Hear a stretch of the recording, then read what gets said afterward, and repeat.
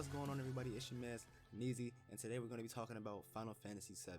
I know that there is a lot of hype going around right now because the game is now dropping April 10th instead of March 3rd, and like a lot of trailers have been dropping recently, like I said in my last video, and which of course everybody's already seeing them now, and it's building up so much hype because we haven't gotten that demo yet, which actually has been leaked, but we haven't been able to get our hands on it other than people who've been to certain events where the game has been showcased. But today I'm just going to be talking about why I think you should go ahead and start playing the original Final Fantasy 7 now before the remake drops. It's all opinion based. I mean, it's really up to you whether or not you actually want to hop in and play it right now. If not, it's not the end of the world. I mean, you can just wait till the remake, or if you want to have that same feel that we all have as other people who actually played the original and beat it, then I would recommend that you follow what I'm about to tell you, and that's really all it is. So let's get right into it. So boom!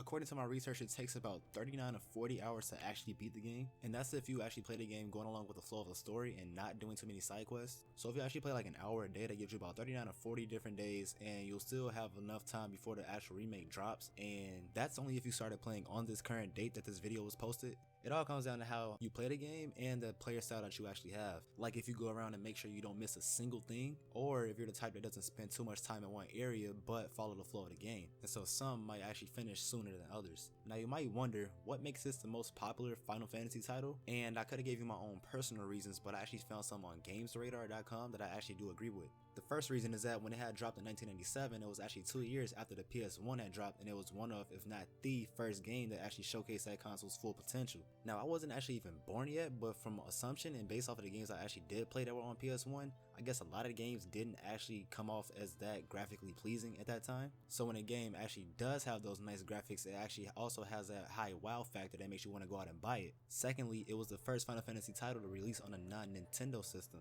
So from Final Fantasy 1 up until 6, they were all released on either like a Nintendo or like a family computer, or like whatever it was. They weren't at all as near as powerful as the PS1 was, and so in terms of graphics, none of those were at all as visually pleasing as Final Fantasy 7 was at that time. Next, it brought a lot of attention to the RPG genre. That's not to say that there weren't many RPG games that were already out in North America, but this was the one that actually made it seem like you had to go out and try it. This game had unreal graphics, a huge world map that you had to explore, and so many other different qualities that made people want to go out and make the purchase.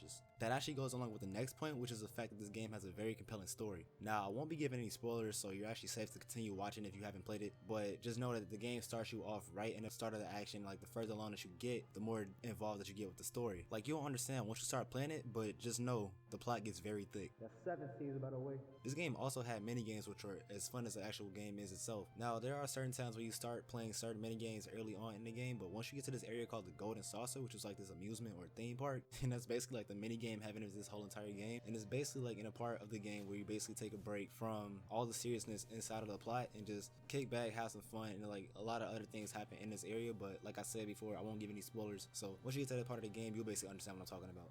Last but not least, you have these giant yellow birds, which we call chocobos. I mean, there's not really a lot left to say about that. I mean, it's like, I mean, just look at them. They're so cute.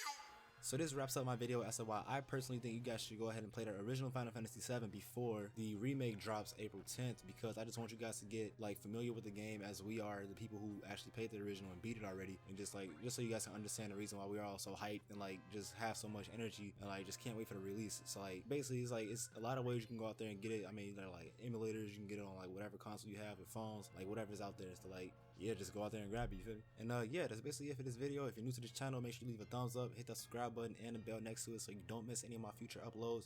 Drop some comments below, let me know what you think about this video, and if you want me to make any other type of videos, let me know. I'll try my best to make them. And yeah, that's basically it. It's been your man Neezy, and I'm out of here. Peace.